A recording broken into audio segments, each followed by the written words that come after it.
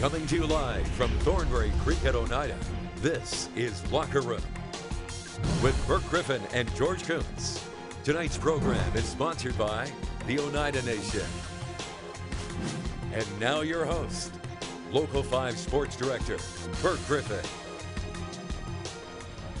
Good evening and welcome to another edition of Locker Room Live right here at our new home once again, Thornbury Creek Golf Course. Well, last Thursday night, the Packers had their first loss of the season against a talented and hungry Philadelphia Eagles club, but now it's another NFC East opponent that lies ahead, the Dallas Cowboys on the road. We'll talk more about that with Packers linebacker Blake Martinez in a moment, but first, let's hear it for the co-host of Locker Room, former Packers linebacker and Super Bowl champ, George Kuntz. Good to see you, Bert. Big dog.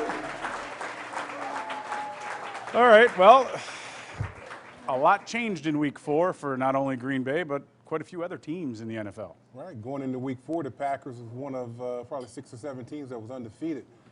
But you take away everything that's happened so far, the Packers are 3-1. We're off to a great start, tied for first in the NFC North. I'm really excited about their start this year. Cowboys, who they'll face next week, also suffering their first loss Sunday night against the Saints. Rams, they lose a crazy shootout to Tampa Bay. At the quarter point, though, at 3-1, if you would have told me that in summer camp and training camp, I would have said they'll take it. I'll take it. 3-1 is a great start. And we're pretty healthy at this point as well. So we just got to keep our fingers crossed and just keep playing good, solid football. We need to get our offense to get in the rhythm, get in sync.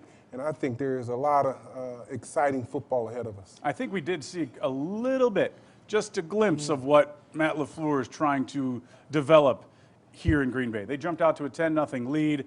When all was said and done, almost 500 yards of total offense. And, I mean, Philadelphia, give them credit. They came back, and for every punch we threw, they threw another one right back. But offensively, we started to finally see what we've been told we were going to see.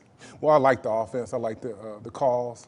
We're going to clean up a lot of things. I know the offensive coaching staff is going to be very, very critical of the players this past week. Right. Because we cannot go into the red zone, get on the goal line and not get touchdowns and put points on the board. So we're going to clean all that up, and it's going to be great going down the stretch. That's the thing that kind of stung a little bit at the end of the game. They went all the way up and down the field. You get all the way down to the goal line, and you come out twice with 0. Right, and some people question the play calling, being on the goal line and you throw the ball 4 times. But I'm really sold on Matt LaFleur, and I like his coaching style and his choice of calling plays. It's just going to take some time to get all the kinks worked out. Yeah, that's fine. You say that and all, but tell me, you would have run the ball at least once from the 1. I would have if I would have had Jamal Williams. Okay. Because early in the game he got hurt, and that's one of his specialties.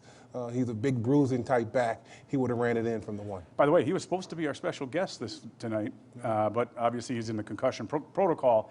Scary when you see a guy carted off the field and then a couple days later he's just walking around locker room like nothing happened. One thing about that sport, the National Football League is a very, very dangerous sport.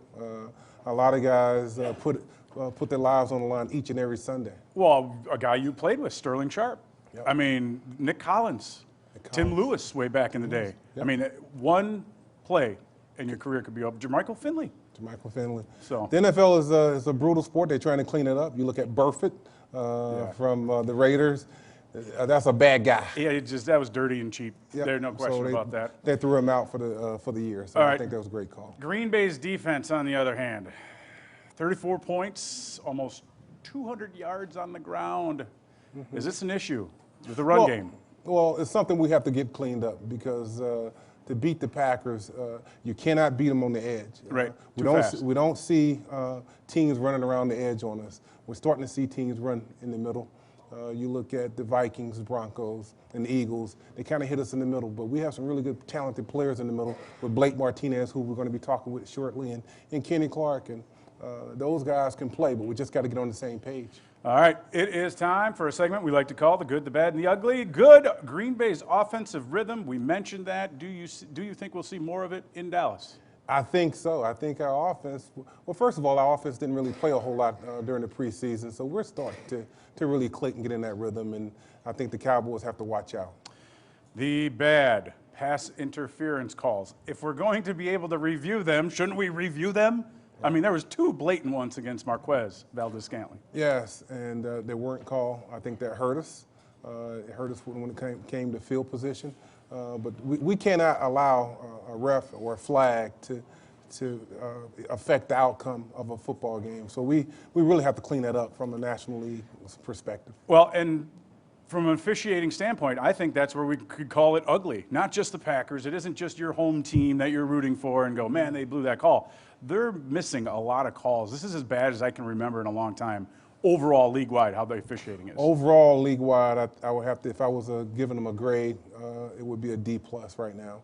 We have to get everything cleaned up because pass interference against the Vikings. Yep. That was a bad call. It went our way, but that was a bad call. Yep. All right.